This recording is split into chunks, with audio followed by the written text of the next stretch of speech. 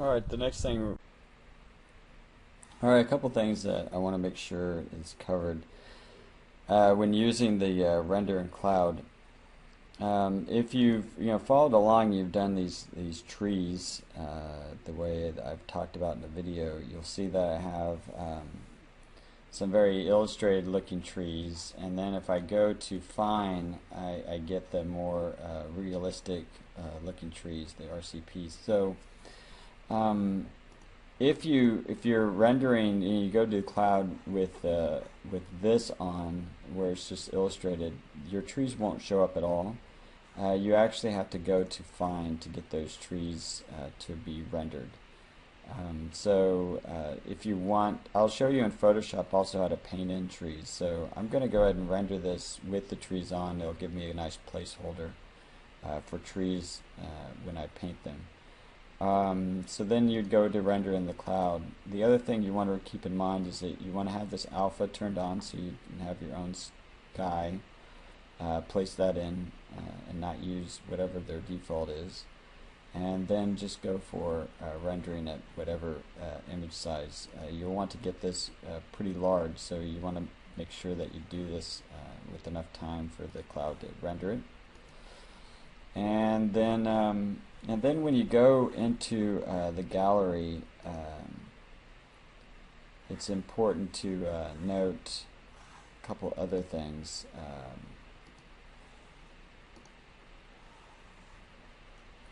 So in the gallery, it is possible to use this adjust exposure. So if your project doesn't look quite right, I mean, this actually looks pretty good.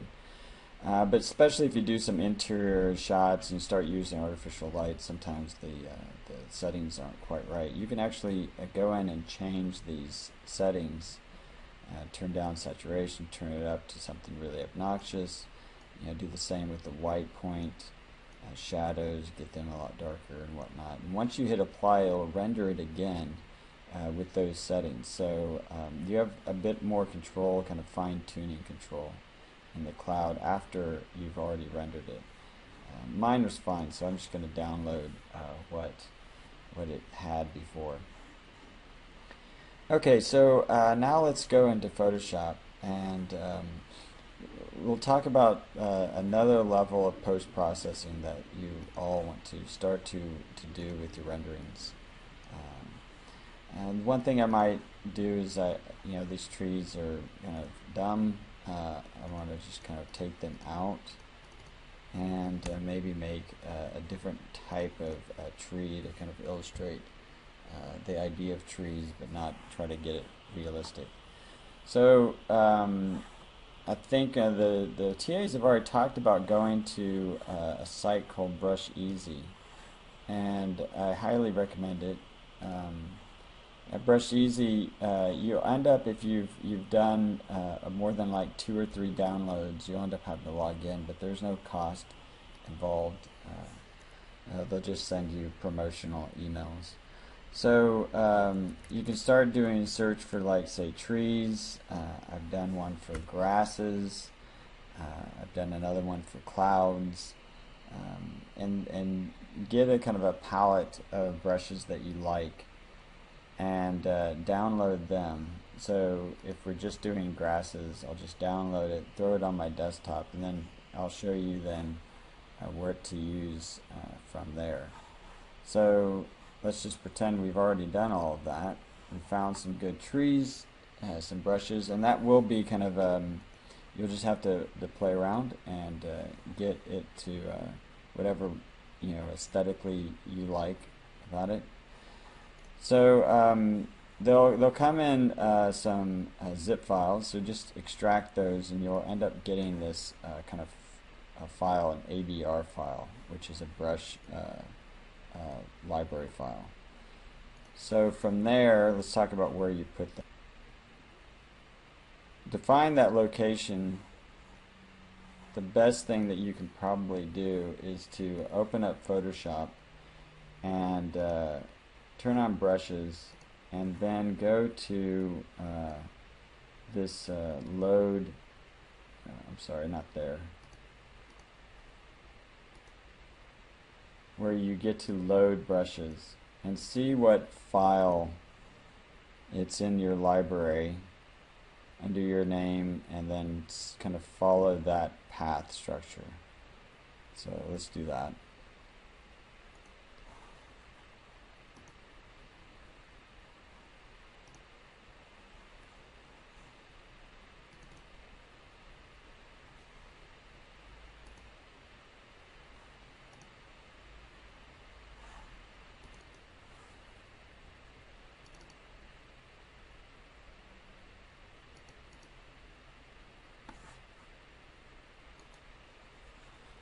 So you might see that this isn't there. I'm turning on hidden items, and now the app data is available.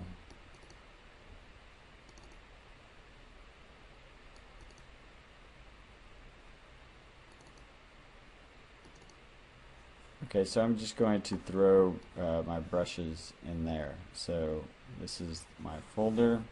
I mean, you can place them other places and then just go to that. But I'm just going to try to make this easy for myself.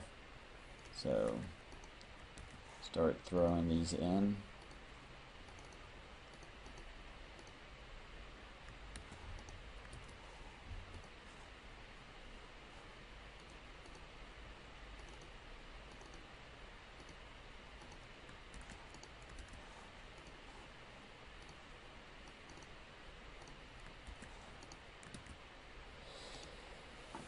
Okay, so now in Photoshop, I see now my brushes are available, so I'm just going to start to load each one.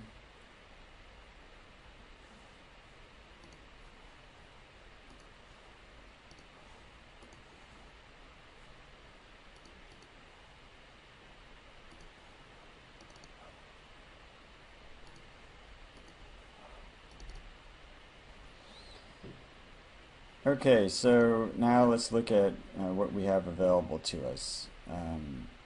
We've got a myriad of brushes. I'm just going to close this, go up here, and you can see that I start to have some trees, some other, a lot of trees.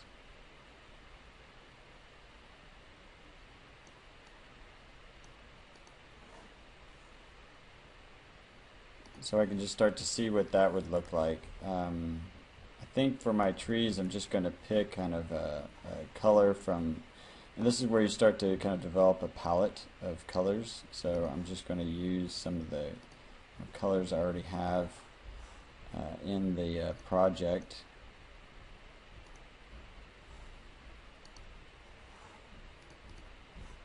Lighten it up a bit, and then select the proper tree.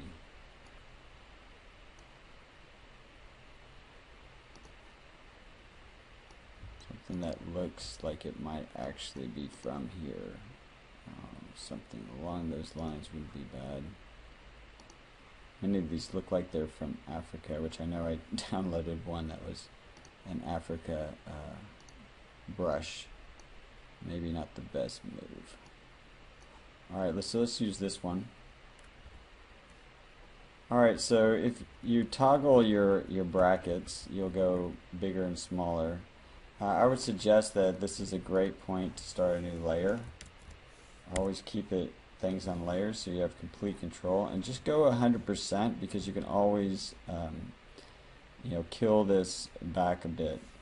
Always start from the back end of the project, the background, and for these, actually, I'm going to go against what I just said. I'm going to turn down the background, and each time I add,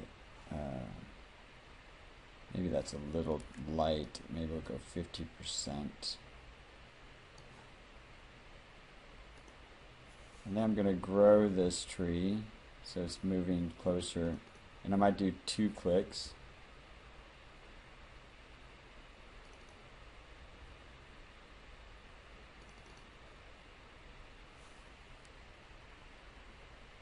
Okay, and then I didn't really see any on the other side, but let's just imagine that there is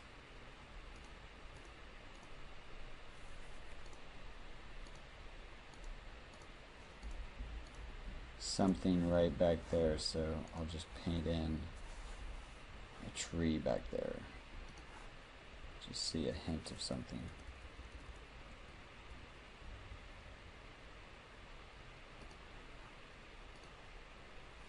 Alright, great. So because I have this all on its own layer, I have a lot of tricks that I can start to kind of play around with. So since I now have this on its own separate layer, I can do this. I'm going to have, I'm going to go here and I'm going to throw in like hue and saturation. Let's imagine that I don't really like this brown. So I want to change its hue. If I start messing with this, you can see that I'm actually changing all the layers at once. That isn't ideal. If you click down here, this is going to adjust it not to clip to all layers, but to clip just to the layer that's directly below it.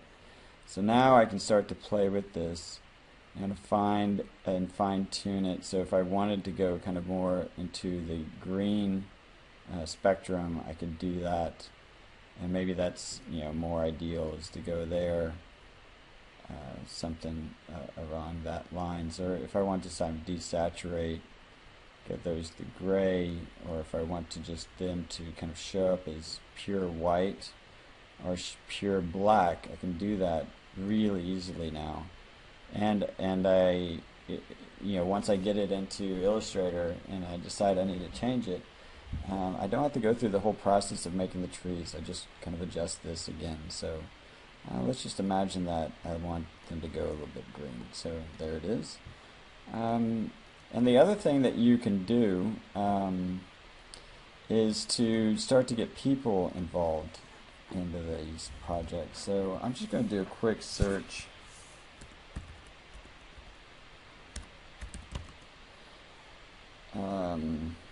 People entourage, and see what I have here. Now if I want to get realistic people, of course I can go and put them in. I don't really recommend that. For most projects you just need to get some silhouettes that are reasonable. So I'm gonna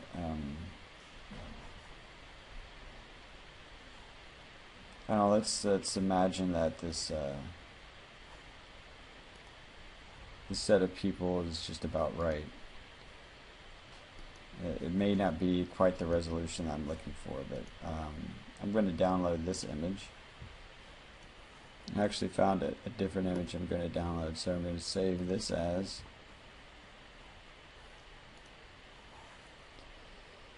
And the key to these kind of things is make sure that you have enough people like active, like moving, walking, stuff like that, and just bring that in. So now I have a true treasure trove of people.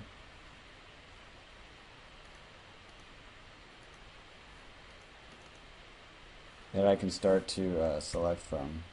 You can see the resolution isn't that great. So I'm not sure I'm going to be completely satisfied with this. I might go and grab another one. Alright, so I found a little bit better one than what I had. So let's just imagine that we start to get these guys put into our project.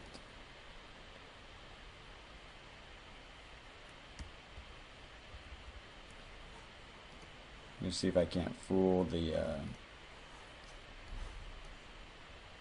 into thinking it's a higher DPI. So I'll get a smoother kind of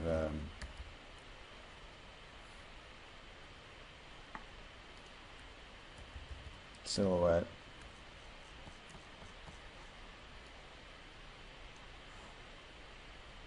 Alright, let's go with that. and